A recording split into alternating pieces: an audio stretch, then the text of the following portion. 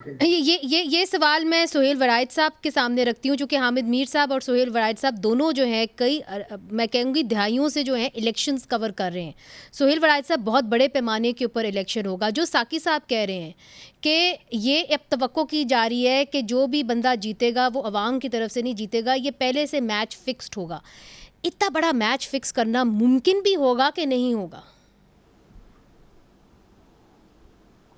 देखें, गुजारिश ये है कि पाकिस्तान में जो मेरी राय ये है कि जो जितने भी इलेक्शन होते हैं इसमें मैच फिक्सिंग तो होती है।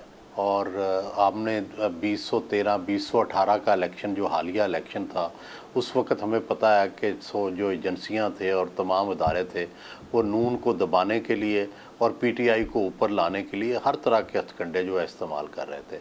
और अब मुझे लगता है कि वही हथकंडे नून को ऊपर लाने के लिए और पीटीआई को दबाने के लिए इस्तेमाल किए जाएंगे। वो उस वक्त भी ये गलत था और अब भी ये गलत होगा।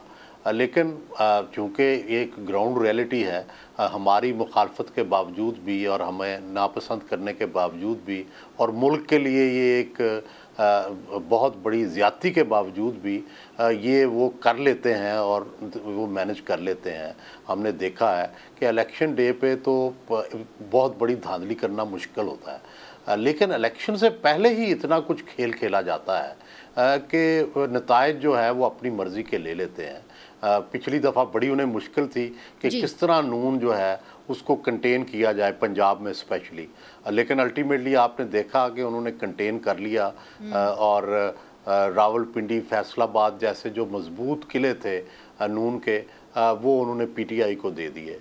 तो अब भी आप देखें कि वो मुसलसल कैंडिडेट्स पे काम कर रहे हैं और जितने भी कैंडिडेट हैं वो मजबूत या अच्छे या नोन, वो सारे मेरा ख्याल है उन पे काम करके उनको तोड़ना चाहते हैं।